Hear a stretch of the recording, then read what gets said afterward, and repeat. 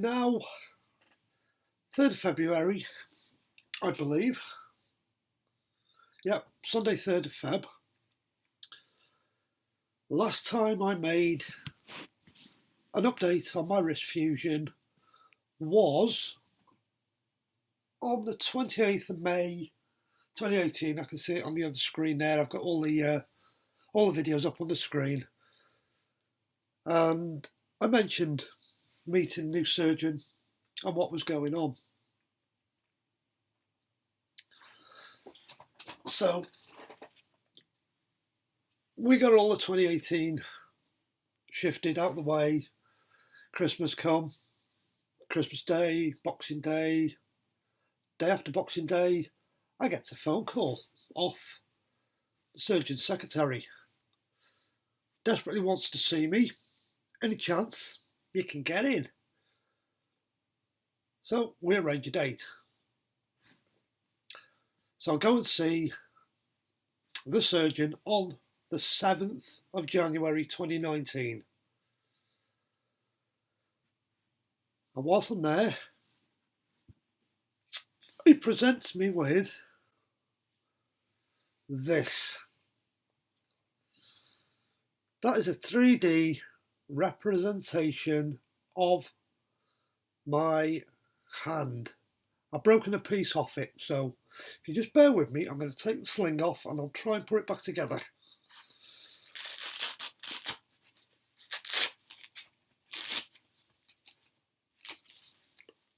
Yep, as you can see, I've been in for my surgery. So everything sort of flew quite quickly. Let me get this all in the right orientation. It was in one piece. It was in one piece, but I dropped it on the floor yesterday.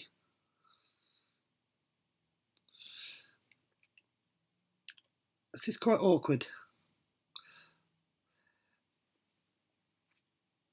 Okay, how does that go? That goes there. It sort of sits like that.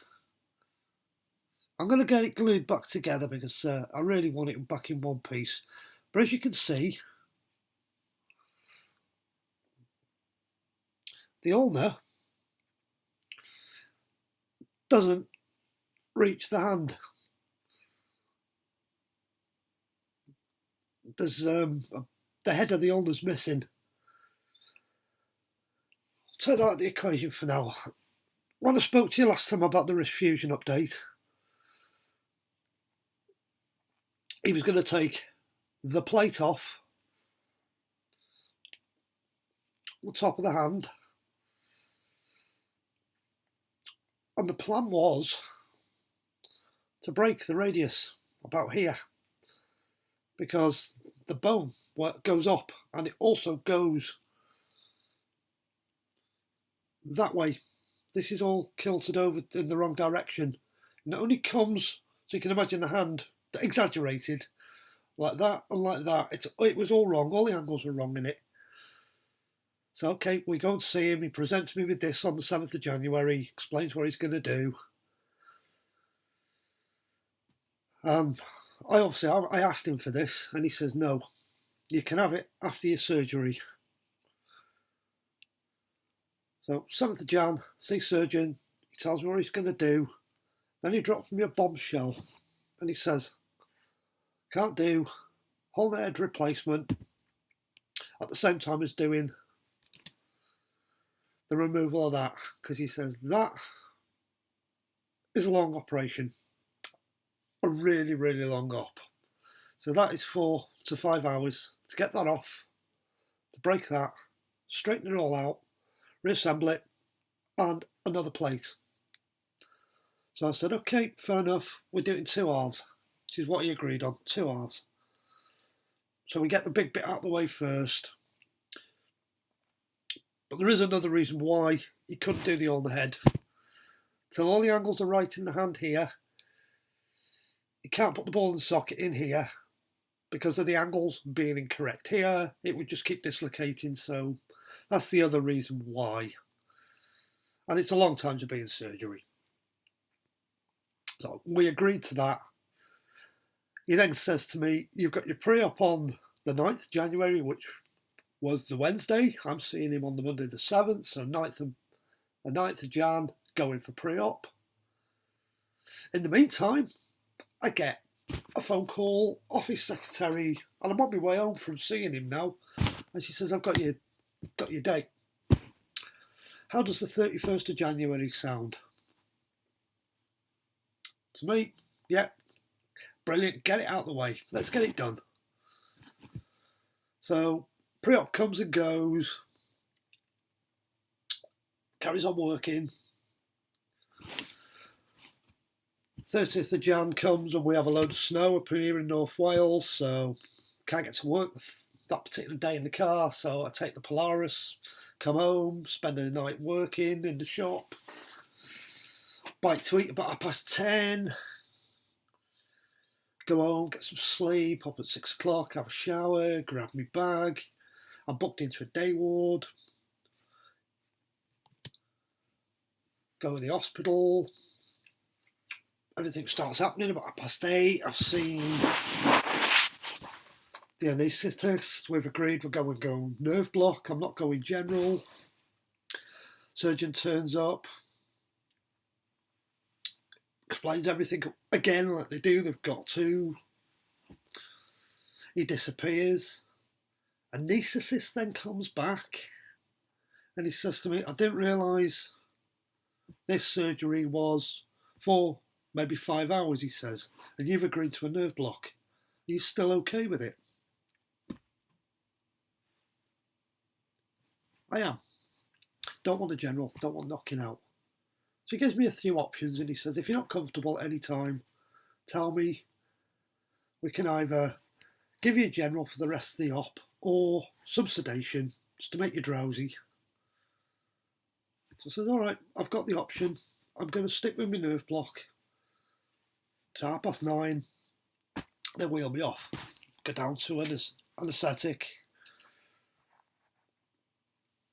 It puts the drip in my hand there, puts me on the drips, goes in through my neck, does the nerve block, hand's gone to sleep. No idea how long I was in anaesthetic. It could have been 15 minutes, half an hour, 45, not sure. Doesn't really matter. It's just the fact that I went down at 9:30. So that's my start time as far as I'm concerned. Hand's gone to sleep. Weird feelings, weird. And I'm sitting there with the hand like this whilst they're doing the anaesthetic. My little brain's going, yep, it's the last place I remember your hand. Obviously, you're in theatre, the hand's stretched out, but your brain still thinks. Your hand is on your chest. It's a strange feeling, very hard to explain. Anyhow, we're in theatre, everything's going, I think, really well. I'm still awake, I'm listening to the conversation, talking to the anaesthetist, occasionally talking to either of the surgeons because there was 2 of them there. And I heard him say, we've got the plate off, he passed me the saw, cuts the bone, reallocates everything. They have a chat about which plate they're going to use to refasten all it back together, and they're talking about the length of screws. So he's put the screws in, blah, blah, blah, and then he goes, whoops, I didn't want that to happen. So I sort of opened my eyes, because I'm awake, but I'm just dozing, and I've heard this, and I went, what's the whoops? So he goes, there's another stress fracture in the radius. We didn't know about that. So he says, I can't get into it from the top. I've got to put another incision in, he says. He starts asking questions then. He says, how long's the tourniquet been on? They give him a time. It's been on a couple of hours. He says, right,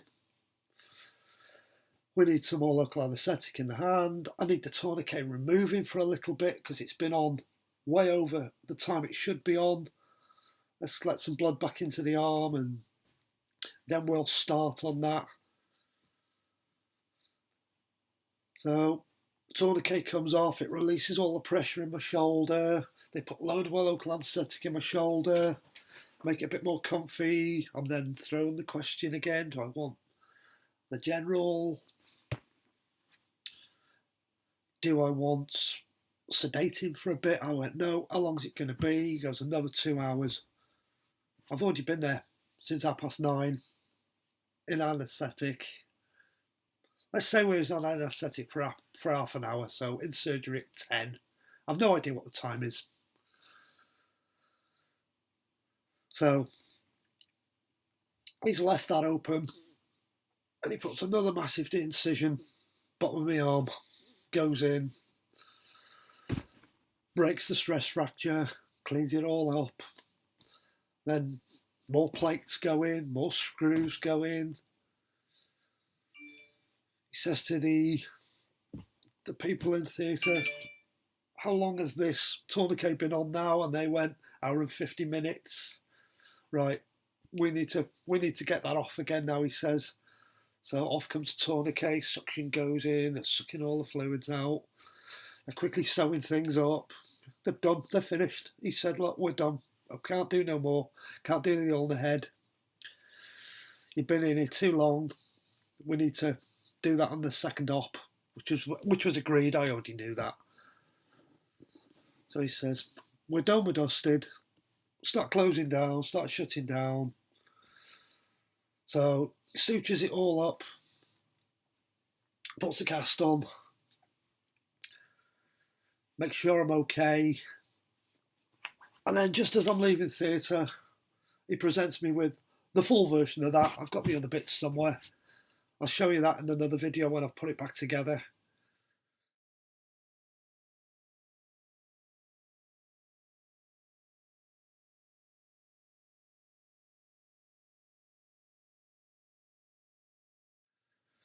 This was the point where I now turn around to Stefan, the gentleman who was looking after me from anaesthetic, and I says to him, what's the time, mate?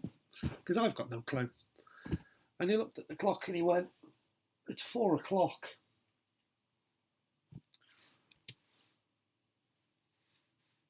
Yeah, it's 4 o'clock in the afternoon. I've been in anaesthetic since 9:30. So say we went to theatre at 10 o'clock. We're 6 hours.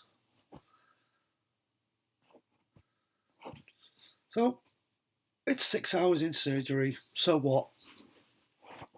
It's been done. It's finished. It's over. I'm on my way to recovery with my 3D model on my chest, proud as punch. Into recovery because I haven't been knocked out or anything. I've not been on a general. I've been on the nerve block. One of the girls brings me a drink of really nice fresh water. I was looking forward to a drink. And the surgeon turns up and he goes, that's some bad news, he says. I'm thinking, crap, what's gone wrong? No, you're not going home tonight. He says, I want to keep you in. You've been in theatre a long, long time. I'm not willing to let you go home. So he says, I've got your ward up on the a room. I've got your cubicle, he says, actually, by the nurse's station. In the ward. So he says, we're going to wheel you up there, get you comfy for the night. I noticed you brought a bag this morning. What have you got with you? I said, I've got to change your clothes, my dressing gown, my iPad, my charger, my phone, glasses, all that kind of stuff. So he goes, we'll get you sorted, we'll get your cup of tea sorted out, get you something to eat. I'm like, oh, that's sound. So they wheeled me up to the ward, and literally, I was in cubicle 1 at the nurse's station.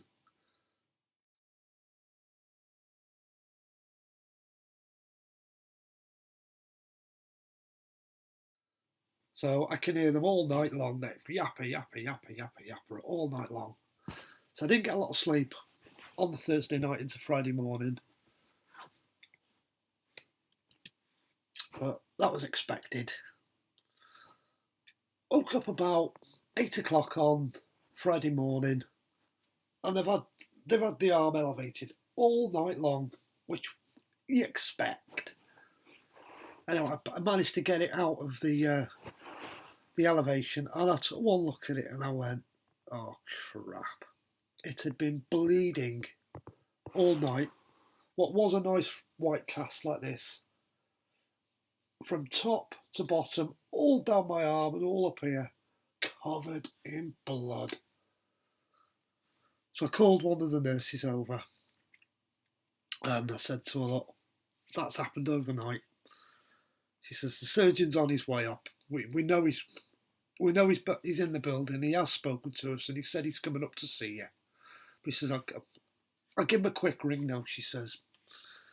So she rings him and he turns up within 5 minutes, takes one look at it and he goes, he disappears again, comes back, pair of scissors, splits it, takes it off. It's not bleeding now, it's sealed itself up, thank God. So he says, I'm going to clean it all up, I'm going to redress it. And I'll check the sutures, he says, that I put in yesterday, make sure none of them are torn, nothing's broken. So he takes the cast off. It's not painful. He takes the other dressings off. And you can see where they've been bleeding, top and bottom. But they're not bleeding anymore, they've just bled overnight. So he says, no, I'm happy, it's not bleeding anymore. But he says, we'll get you down to plaster room, put your new cast on. He says, are you all right for a couple of hours without a cast? And I went, that would be lovely, because I'm going to be in it for 2 weeks now. So just give it some air, let it breathe. So out the cast it comes. I spend all morning, no cast on the arm, just supporting it in the sling. It's not uncomfortable, but it's not comfortable. And I've got to be careful.